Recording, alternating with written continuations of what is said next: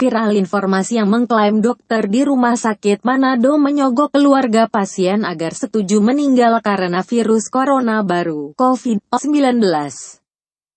Informasi tersebut diunggah akun Facebook Reza Abdullah, disertai dengan foto dan video. Berikut keterangan unggahan tersebut. Kejadian di Manado tadi siang, ada orang yang meninggal karena penyakit jantung tetapi dokter memberikan uang kepada keluarga, menyogok agar diberitakan bahwasanya pasien tersebut meninggal karena COVID-19. Keluarga tidak terima, alhasil seluruh keluarga beserta rekan-rekannya mengambil jenazah secara paksa. Wow, ada apa dengan Indonesiaku? Unggahan pada tanggal 2 Juni tahun 2020 tersebut telah memperoleh 15 komentar dan 305 kali dibagikan. Benarkah klaim dokter rumah sakit di Manado menyogok keluarga pasien agar setuju meninggal karena COVID-19? Namun seperti yang dilansir dari halaman Manado Post Jawa Post Group, faktanya sebagai berikut. Satu pasien dalam pengawasan PDP, warga Kecamatan Singkil, meninggal dunia di ruang ICU isolasi RS Pancaran Kasih GMI Manado, Senin, tanggal 1 Juni tahun 2020, sekira pukul 13.30 WITA. Pasien yang masuk rumah sakit RS sejak tanggal 26 Mei lalu itu diketahui masuk kategori PDP lantaran didiagnosa mengalami pneumonia dan kehilangan kesadaran.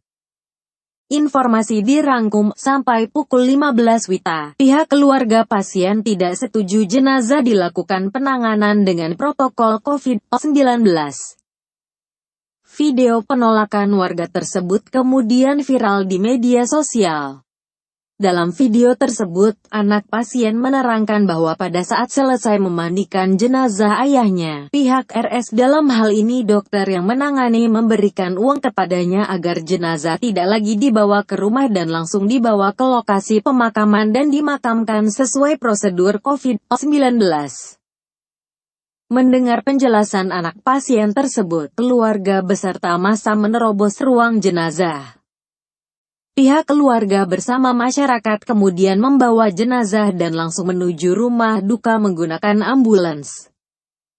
Saat dikonfirmasi, juru bicara gugus tugas COVID-19 Provinsi Sulawesi Utara, Stephen Dandel, mengatakan pasien tersebut berstatus PDP. Dia menerangkan, keluarga pasien tidak mau dimakamkan tata cara COVID-19 dan membawa lari jenazah dari RSPK. Jadi petugas medis dan keamanan terkurung di dalam RS. Tindakan tim medis mempertahankan status PDP. Tapi kalau sudah ada dalam situasi yang mengancam jiwa, prioritas utama adalah keselamatan diri. Kasus ini bisa dibawa ke ranah hukum oleh RS.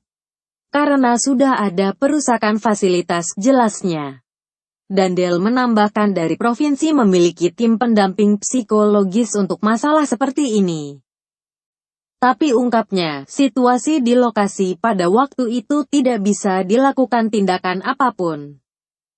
Bahkan tokoh agama yang dilibatkan juga dikurung di dalam RS. Situasi tidak terkendali. Karena jumlah massa sangat banyak, katanya. Dandel menanggapi terkait isu pemberian uang dalam kasus tersebut. Menurutnya dalam SOP tidak ada kebijakan pemberian uang kepada keluarga. Yang saya tangkap di dalam status Dr. Suyanto disebutkan uang diserahkan kepada imam yang dipanggil pihak RS untuk memandikan dan mensholatkan jenazah. Bukan kepada keluarga. Nanti kami minta Direktur RS memberikan keterangan secara resmi kepada masyarakat dan media. Supaya tidak ada simpang siur seperti ini, tuturnya. Ini penjelasan Dirut RS Pancaran Kasih terkait tudingan uang sogok. Direktur Utama Dirut RS Pancaran Kasih Dr. Franky Kambe akhirnya angkat bicara. Terkait tudingan keluarga salah satu pasien yang mengatakan pihak RS menyogok agar jenazah pasien tersebut dimakamkan sesuai protap COVID-19. Kambay menegaskan isu menawarkan uang sogok kepada keluarga pasien tidak benar. Saya atas nama direksi dan seluruh karyawan RSGMIM Pancaran Kasih, turut berbelasungkawa atas kepergian almarhum yang meninggal di rumah sakit Kamis siang tadi, katanya. Lanjutnya, setiap pasien yang masuk RS baik ODP, PDP, dan positif COVID-19, langsung dinotifikasi ke gugus tugas Kota Manado dan Pemprov Sulut. Apabila pasien meninggal, juga diberitahu ke gugus tugas. Ada protokol yang dilakukan jika pasien meninggal, yakni protokol jenazah, karena situasi wabah. Di RS kami, yang meninggal ada pasien yang beragama Kristen Protestan, Katolik, Muslim, Buddha, dan Hindu. Masing-masing ada penanganan sesuai agamanya. Kebetulan pasien ini beragama Muslim. Jadi kami menggunakan Fatwa MUI nomor 18 tahun 2020 tentang pedoman pengurusan jenazah muslim yang terinfeksi COVID-19, jelasnya. Di pasal 7 katanya, disebutkan jenazah bisa dimandikan, dikafani, dan disalatkan oleh pemuka agama yang beragama muslim. Di kami ada kebijakan, karena ini bukan yang pertama, biasanya kami memberikan insentif kepada yang memandikan, mengkafani, dan mensalatkan jenazah. Di kami ada kebijakan, karena ini bukan yang pertama, biasanya kami memberikan insentif kepada yang memandikan, mengkafani, dan mensalatkan jenazah.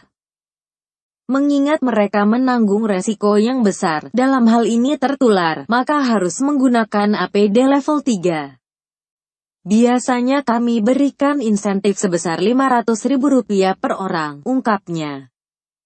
Lanjut Kambay, kebetulan yang terjadi adalah yang memandikan, mengkafankan dan mensalatkan hanya satu orang, biasanya 3. Sehingga petugas RS melaporkan, ada 2 insentif yang tertinggal.